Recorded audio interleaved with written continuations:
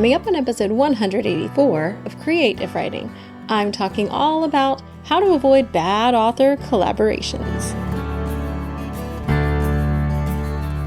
I can't go back to sleep, it's almost light. These restless thoughts have kept me up again tonight. Hello and welcome to Creative Writing. This is the podcast for you, an author who wants to sell more books without being smarmy. And I'm your host, Kirsten Oliphant. I'm so glad you're here. Whether it's your first or 183rd time listening to the podcast, welcome. You can find the show notes to any episode basically by going to creativewriting.com/the episode number. The early ones have zeros in front of them, but we're at 184. So it's creativewriting.com/184. And you can find the show notes. I actually do more robust blog post type notes. So if you've never gone and looked, you can see that it's, I like to serve everyone. It's good for SEO and also for those of you who want to read, who are probably not listening to this anyway. So anyway, listeners, if you like more robust writing, you can find the show notes there. And I'm excited to talk today about author collaborations because I've been very positive about collaborations in the past. I've written a book called Creative Collaborations talking about how you should have them. But oh man. I mean, I talk about mistakes in the book, but I feel like I've had some experiences in the last couple of years that have taught me even more about what you need to look for when you're doing collaborations and what to avoid. So I'm excited and hope that I can help save you some heartache, time, and money with these tips. Before we get into it, I want to let you guys know about two things that are more time sensitive. If you're listening before June 20th, 2020, I am hosting the Stay Home Story Summit, which is a really fantastic free resource with just under 20 videos from authors and experts in the online space about everything from personal branding to audiobooks to writing craft. It's really fantastic. I highly recommend registering for it and watching the videos while they're up. They're going down June 21st. So I'm going to close registration right around then. They're all up. There's no big upsell, no big push, no videos coming and going, although I think I might add a video in there, but nothing's going to disappear before that time. So you can go to creativewriting.com/summit to register for free.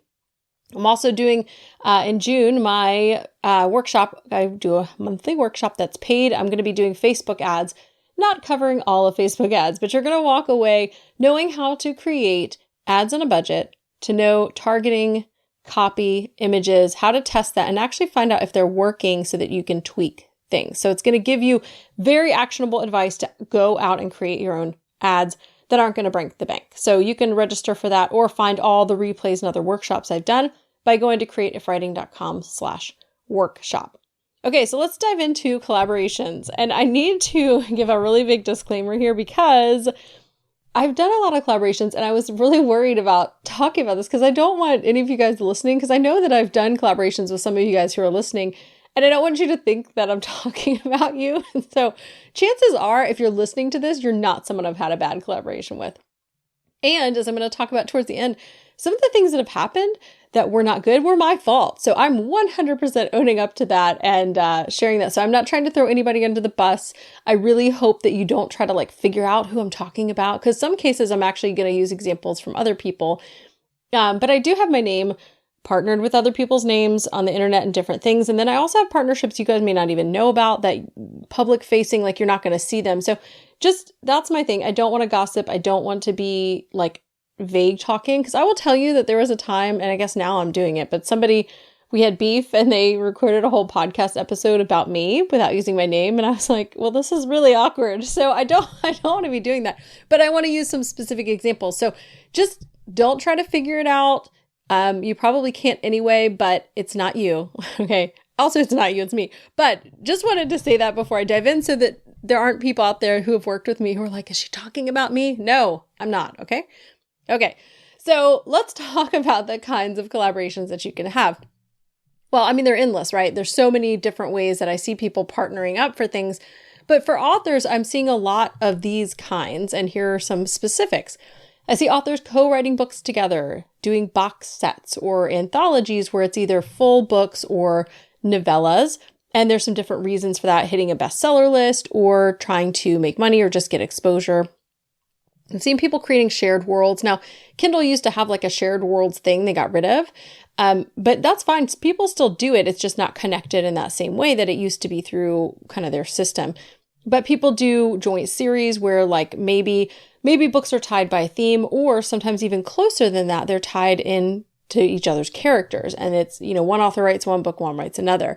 People do promotional things like through Story Origin or Book Funnel. You might have a group promotion where you're pushing all your email signups or pushing people to go buy books that are all on sale or all in KU.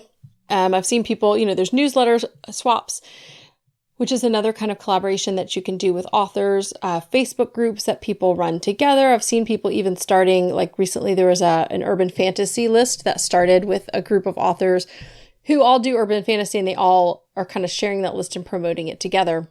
So there's a lot of different opportunities. And if you're in the nonfiction space, you might even be outside of some of those and thinking about things like having a YouTube channel together or having a podcast where you guys co-host and things like that. So there's tons of opportunities. I feel like a lot of the ones I see more for writing are the box sets and co-writing or shared series. And so I'm going to stick to a general way or general, recommendations for how you can, evaluate before you get into some of these, what is really good. And I'm going to give some examples, but a lot of my examples will be some of those collaborations I mentioned. So as you're planning or thinking about diving in, maybe somebody emails you and asks if you want to do something or join something, or you want to join this box set. Do you want to join this author group? Do you want to go in on this giveaway? What do you need to think about before you say yes? And the very first thing that I think is the absolute most important is trust. And if you hear nothing else, if you turn off the podcast, this is the thing that I want you to think about is your level of trust needs to equal the level of commitment. And by that, I mean, if it's something that is very low commitment, so like if you're doing a Story Origin promo to build your newsletter, that's very low commitment. Like everybody's just kind of uploading it themselves. It runs through Story Origin, super, super easy. You don't have to do much to communicate with each other. You might never even communicate at all with the person who's setting it up, or because some of the things are automated through Story Origin. There's a very low level of commitment. So you don't really need to go and know that you trust the organizer of that. Now, I will say that even the smallest collaborations, it is good to know that and to know who you're working with, but low level of commitment for some kind of collaboration, lower level of trust. If you're doing something like co-writing a book, that is a massive level of trust, because not only are you putting your words together, but there's financial stuff involved. So if there's a higher level of commitment, you need a higher level of trust with the person you're working with. Don't sign on to something that's long-term or involves shared payments and things like that if you do not know the person well. And I can't emphasize this enough. But it's really hard, right? Because a lot of times, I find collaborations through Facebook groups and things like that. Most of these people I've never met in real life before. How do you know? How do you know if you could trust them? And, I don't want to encourage people to go around gossiping about other people, but I will say this: when you're looking into something, especially that involves that higher level of commitment, if you're able to identify people who have worked with that person in the past, just send them a message. And you can be very discreet and just say like, hey, I was thinking about doing this. I don't need a lot of details. Would you recommend yes or no? And that might be all you need to say. Because again, like, I don't want to encourage this whole like underground world where we're all saying terrible things about each other. But like, to a degree, that's good to know. And there are a couple of times where someone, after I've done something, has said like, oh, I wish you'd asked me. I would have said like, run far away. And I have actually been that person where I've said, don't do this, please, to other people before because of various things. And it's hard to know what and what not to share. So I want to encourage us all to be supportive of each other. But it is important to know that. And I think if we're all staying silent, that's how people get burned. If someone's out there scamming, because there are people who are actually scamming. I have not worked with anyone who's scammer, but just some collaborations that didn't work the way I wanted them to, right? So that's not that much of a risk, but I have heard horror stories about people buying into anthologies or box sets, and then the organizer suddenly disappears or takes all the money, or, something like that happens. And so it is really good to ask around if you can. The other thing to think about with this level of trust is that you're going to be associated with those people. especially if your name is prominent. So like if you're co-writing a book or you're putting your name in an anthology, your name's going to be next to those other people's names. What's their reputation? Because that might impact you. And I know I've worked on projects before. There was one in particular where I didn't know everybody. Like they didn't give me the full list because they were asking people after they asked me. And some people came on board later that I really didn't have a lot of respect for and would never have worked with had I known. And at that point, I'd already signed on to the project. And so, I think it's really good maybe to just ask around about that, to try, before you get in, like, is this everybody who's working on this? And try to look into that. Again, depends on the level of commitment, because in some of these big group projects, it doesn't really matter and no one's really looking. But if it's a smaller group of like, say it's 10 people or so, that's a little bit more prominent and your name is going to be next to theirs. And so in one particular case, some people came under fire for shady practices. And you guys know, I talk about not being smarmy on this podcast, and I felt like I had partnered with smarmy people, but I didn't know because they came on after, and then it was kind of too late. So it really matters. And that was sort of a lesson to me to make sure I know, like maybe tentative, yes, but I want to see who all is in on this. If it's something where it's requiring a bit more commitment or your name is going to be next to theirs, because you want to be associated with the kinds of people who have the same sorts of practices and same sorts of reputations as you do. And that's especially in nonfiction where like the currency is your authority and expertise. People aren't going to trust you if you're aligning with people who aren't trustworthy. They're going to assume you're the same way. With fiction, I think this matters more in terms of genre. So, in romance, this was more in, romance, you don't want to like mix steam levels. Like I've been in some of these promotions where it's like, these are very steamy erotica books or close to it, and these are clean and we're all together. Well, that's not really helpful. It's not really helping anyone because yes, there are people who read all of those, but especially knowing the clean readers, I asked this week actually in one of the groups, like, what are pet peeves that make you not finish a book? And almost all of the comments included something about cursing or sex on the page. Those readers, for the most part, really do not want any of that content. And so you really need to think about like, who am I aligning with? Because if you're aligning with those people, and there's nothing wrong with that kind of book, I'm just talking about genre expectations, right? Reader expectations. You can read whatever you want. I read all over the place, but I write in certain genres and I know the reader expectations. If those readers go to a page and see erotica with your clean book next to it, they may lose their level of trust. So you really need to think about that, because it's not just about, do you trust those people? It's, do your readers and your followers still trust you? So me aligning with someone who's smarmy may shake your trust in me. And me as a fiction author aligning clean books next to erotica may lose those readers' trust in me. So trust is the maximum. When you start out, that's the question you should be asking. And, there are times where you can back out, and I want to talk a little bit about that later. But you want to make sure that you can still keep those relationships, because that's the hard thing too, is if you're working with people, you want to trust them. And everybody kind of has their own best interests at heart, right? Like we all need to look out for number one while we're all working together. But like there was one time where I was in a collaboration where it was a group series and my book came out first and it tanked. And I've talked about this, I think, in episode 150, where I changed the cover completely, changed the title. And I talked to the authors. I said, y'all, my book is failing. And I really feel like the best thing for me is to do this, but I don't want to impact y'all. And I was able to get out. We are all still in good talking terms because we all trusted each other and they knew I wasn't trying to screw them over, but also that really didn't impact them yet. So thinking about the trust level there, I was able to be honest with them, and we need to be able to be honest with the people we're working with as well. Another thing, after you get through the trust factor, again, which is the most important, it's important to think about the goals of the project. And I'm going to use box sets and anthologies as an example here. So there are different kinds of collaborations, but within kind of box sets, and if you guys have seen these, typically I don't mean like a physical box set because those are actually really hard to get done. I think the technical term might be omnibus for ebooks, but no one really uses that except people who know technical terms. Readers don't think about that. Of course, readers also sometimes leave bad reviews like, why is there no box? Well, it's on your Kindle app, so that's why. Anyway, authors will get together and either put together novellas, short stories, and things like that, and then call it a box set or a complete set. Sometimes they will call it the omnibus.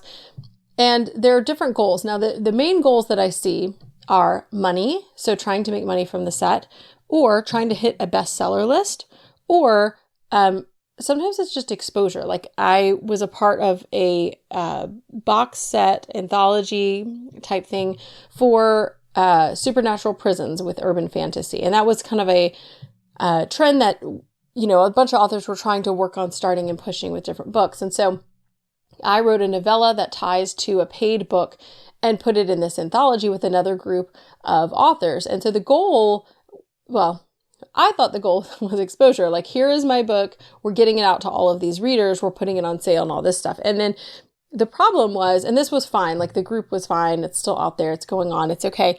But there was maybe not clear understanding whether everybody didn't read all the posts, but some people were like, wait, I thought we were making money on this. And I kind of laughed because there were like 33 of us. And I was like, when you break down the sales, like for this box set, between 33 people, we're not going to be making a lot of money. Let's just get real, y'all.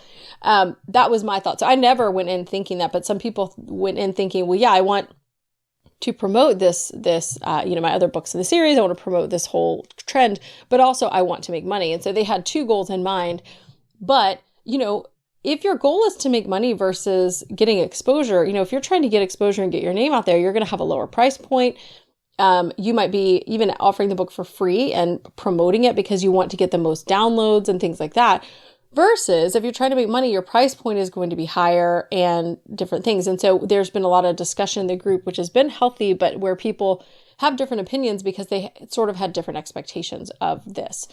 And I've been in 2 sets now where we're aiming to go on to hit a best-selling list. And I hit one, the USA Today and Wall Street Journal with one book, and then we're working on another in a different genre. And so it's really important because the goals are 100% going to impact all the action that's required, which kind of leads me into the next thing, which is communication and expectation. So we've got trust, we've got goals, and then communication and expectation, which is communication is how you're going to figure out what those goals are. And that's going to lead to and impact the expectations on you, but it's not always going to be the same. So like I said, I've been in 2 sets where we've been trying to hit the bestseller list, and they're totally different. Okay, one was nonfiction, one's fiction. What has been required, the expectations, the participation, the activities that we're doing are not the same. So I came into the second one thinking it would be like the first, and it's not. And that's neither good or bad. It's just what it is. So even with the same goals, it's really important to clarify, like, what are the expectations? What are we going to have to do as a part of this? How are we going to communicate? Are we going to be on Facebook? Are we going to be on Trello? Are we going to be texting each other? Are we using Voxer or some other way? That's really important too, because if they're using some kind of form of communication that you don't like, that's going to be really irritating, especially if it's like longer term and they're forcing you to like go onto a platform you don't want. Or if, there's a lot of people not using Facebook. If it's all happening in a Facebook group and you're not using Facebook, you need to know that up front beforehand. So there are a lot of questions you should ask in terms of how are we communicating? What are the expectations for my participation in this? So you need to know what you're getting into. You need to know how much time, work, and money is involved. And I think those are the biggest things. What is the time commitment? And the person, it's really important to look at the organizer. And I think really when it comes to trust, you want to trust everybody, but really that organizer is the person who's going to be holding the reins.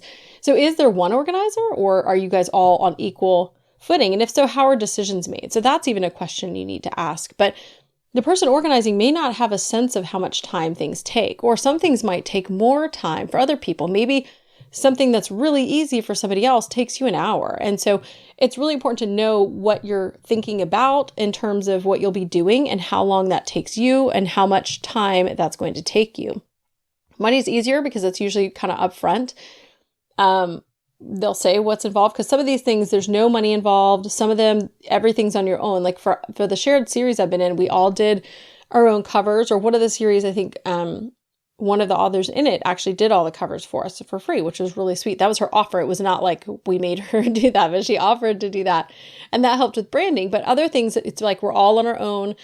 And then some things I've been in, it's like we're all paying in this amount of money and that covers what. So if you are paying money, where's it going? And I would really encourage you to get as much of an accounting as you can. So I don't want to just hear answers like, if I ask, where's the money going?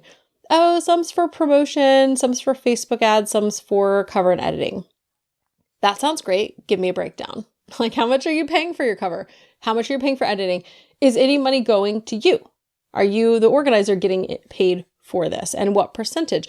All of those things matter. And this is going to lead us into contracts. And so I think that as a part of the communication expectations, even though I have done multiple projects without contracts, I would now tell you to have a contract. And even if it's something, when I co-wrote books with Courtney, for my pen name Sullivan Gray and hers E.C. Farrell, I typed up something in Google Docs. So I was like, okay, look, no, this is not legal, but this is sort of the expectations, and it's in writing. And so if there was some kind of legal issue, which she and I are very good friends and have been for years, I don't anticipate this, but sometimes friendships break up over things like this. Families break up over inheritances. It can happen.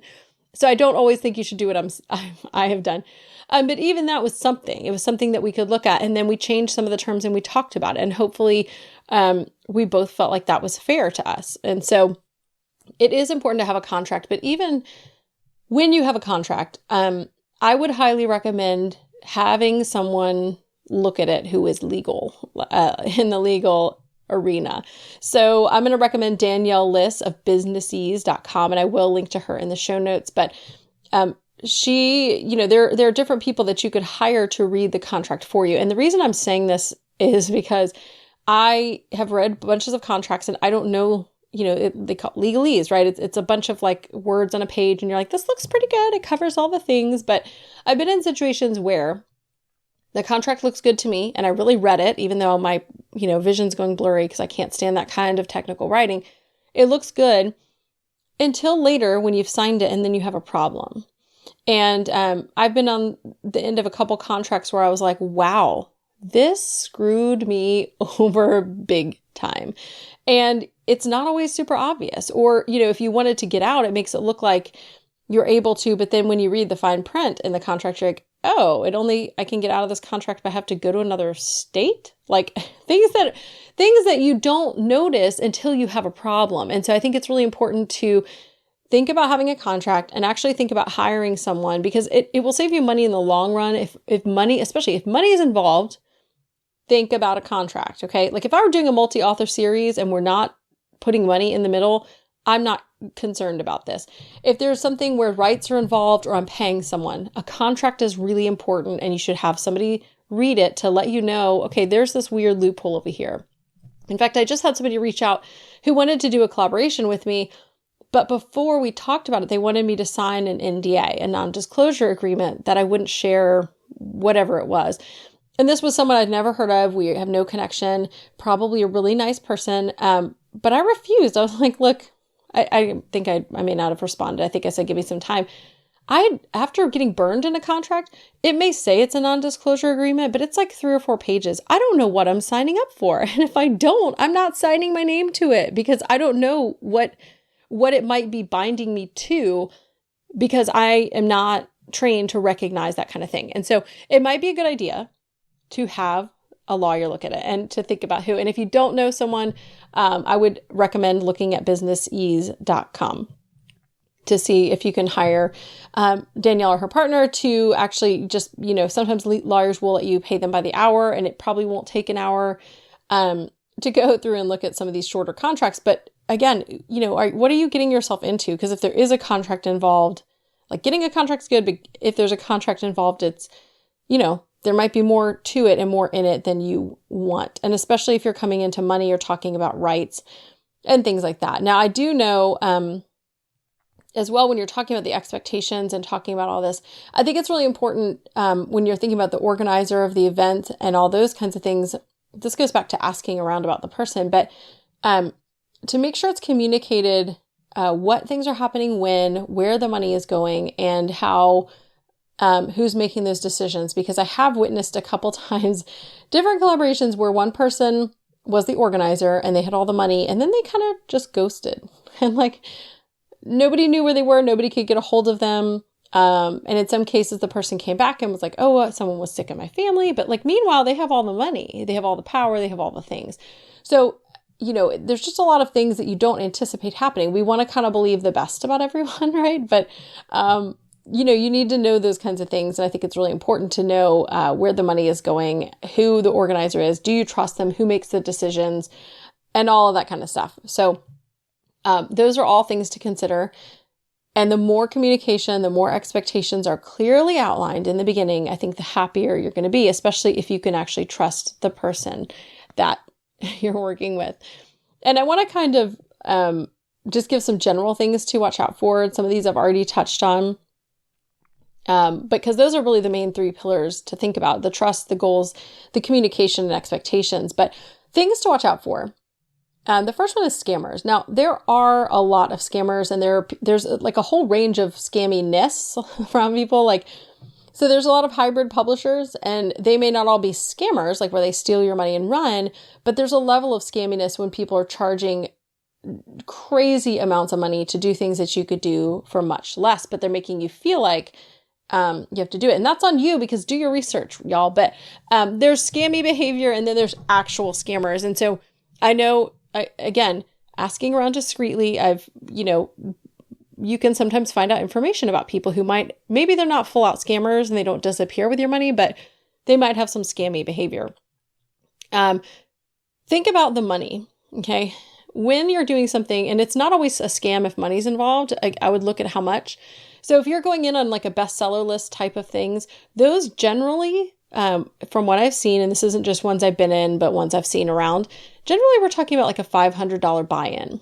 And that goes mostly towards advertising, or it should, but you want to know, where is that money going? So anytime there's a bigger chunk of change, you need to ask yourself, does this make sense? Does this project require it? And where is it going? So, if you're in a box set that's just about exposure and everybody's putting in $500, that's a lot of money for exposure. And how many people are there? I would want a really specific accounting. And that's something I would ask for as well, is how are we getting that accounting? Are we getting a screenshot, or are we taking your word for it? So again, these are things that I would never have thought about until I was faced with I have a lot of questions, but you're not required to answer them, because on the contract it said you didn't have to. And I didn't think to look at that because I wasn't in this position until right now. So those are all really important things. If there's money involved, how much? Does that make sense for the goals of the project and specific accountings of where it's going? I've already mentioned getting a lawyer to look at your contract, having a contract, especially with these things that are bigger projects, bigger trust. If it's involving rights and money, consider the contract. And I would also say to really, really be hesitant about giving up your rights, even for a small amount of time. Now, when you're publishing most things, you've got your own rights to that material. You've got your own copyright to the material. But when it comes to some of these anthologies and box sets, or, things, you might be signing over some of those, and you need to know how long does somebody else have control? Where are the royalties going? Who is splitting the royalties? How are they splitting that up when this project is over? So say you're in a box set that's going to stay up for 3 months, then you get the rights back to your book. What does that mean? Do you have the full rights? Is it in the contract somewhere in fine print that the other person that's organizing this still owns some of the rights, so you have to pay them royalties in the future?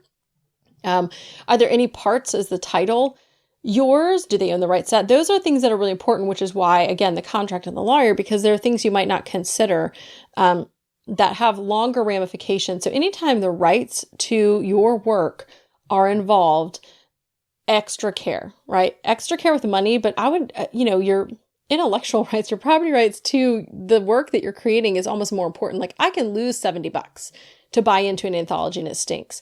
I don't want to lose the revenue or some or a portion of the revenue for one of my books for years to come because I didn't read a contract carefully, and those rights, because I was a part of an anthology, are now also owned by this other person. Super important. So be extra cautious whenever there's a talk of rights. And again, this kind of mentioned again, but the detail on how the money is split for how long, who is doing the accounting, are there going to be screenshots? How do you see where the money's actually being spent? And that's really important. Can you bring in an outside person to audit what has been done. And I think it's important too, if there's something like this, to ask the organizer who's getting paid, because some of the projects that I've done, they weren't, I didn't expect them to be a moneymaker, but some of them, like, you do get the money later, and some of them, like, there was one I was part of that you don't get anything. Like, you're just really contributing. And then there's a lot of money going towards the sales, but after that, all of the profit goes to one person. So those are all things that you need to be looking at. And then this is the one I'm going to end on. And I hinted at this at the beginning. Things to watch out for. Watch out for yourself.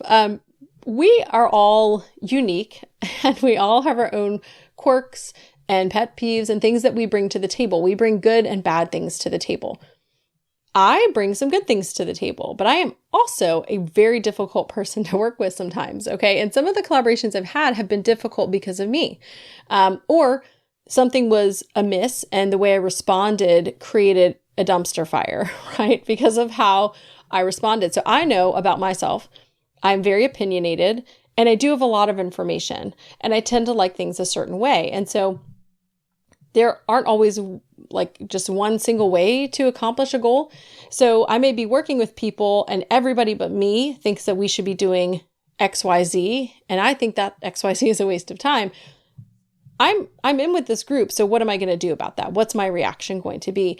And so I know that about myself. So the more collaborations I've done, the more I've been able to realize that there are times where I need to just step back and shut up and know when it's really important for me to go in. And then if I go in, sometimes I get so caught up on one particular thing that I can't let it go. And I need to give it a couple days so I can realize, like, this isn't a big deal. Why am I, like a pit bull where I've latched onto this thing and I'm holding on with all that jaw strength and I don't want to let it go.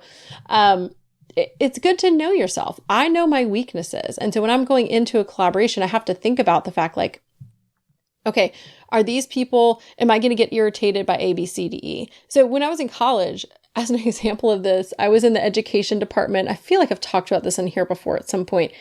And we did almost all collaborative learning, because they were trying to teach us to teach that in school. So we had to work with partners. Have you guys ever been the person in the group that does all the work and everyone gets A's? That was me. Like, literally, we had a paper due and everyone was supposed to write 2 pages and I was just going to put it together and type it up. No one did the work except me. And so I was left with the decision, do I write a whole paper tonight and we all get A's, or do we not do it? I wrote the paper, we all get A's, and then I wrote emails to the professors and was like, look, I was the only one who did this. But they were like, oh, that's too bad, and they said they investigated. I don't know if they did or not, but things like that just irritate me, because I am going to be the one who steps in. But I'm also going to get real mad about it. And so when it comes to these projects, you really should think about like how you handle those things, because I want to be friends still with the people that I partner up with. If I'm partnering with friends, I want to still be friends with them at the end of it. So what are my personality quirks that might make that a problem?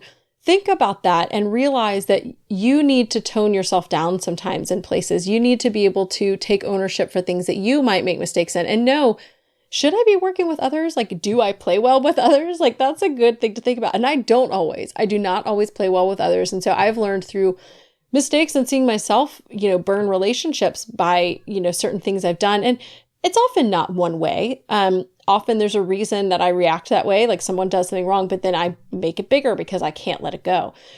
I know that about myself. So when you're looking at these collaborations, know yourself. Like, is that going to be a good fit for your personality?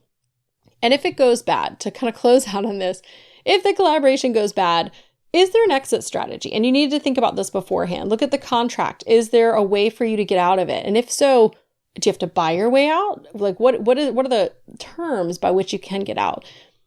Communicate with the people. What if this doesn't work? How long are we doing this? If there's a failure, is there like a cord we can pull where we're like, we're getting out of here? One of the box sets I'm in, I didn't realize we were planning to keep it up on Amazon for like 7 months or something. And it's not selling that well. We're not going to make a lot of money. And I actually haven't seen the exposure. Like, I'm not getting a lot of pre-orders. It really has done nothing for me, which is fine. Some projects don't work. But we all reevaluated and said, okay, well, let's take it out after the first session. So we're taking it out early so we can all have the rights back and then go publish them on our own. So think about what the exit strategy is, and then communicate graciously with people about doing that. So I hope this is helpful for you to think about as you're planning collaborations, which you absolutely should. It's fantastic to have them, but you can really get burned, and I've been burned a lot, partially by me, partially, I've made the decisions to join in some of these stupidly, and then I've made stupid decisions. So I hope this helps you not make the same stupid decisions. I don't want you to lose time or money or friendships or anything else, or the rights to your book, any of those things. If you want to find the show notes to this episode, you can go to creativewriting.com/184. And again, if you are listening in a timely manner in May or June of 2020, go to creativewriting.com/summit to sign up for this summit. Thank you guys for listening. And now it is time for you to go out and create content that you love and serve your people well.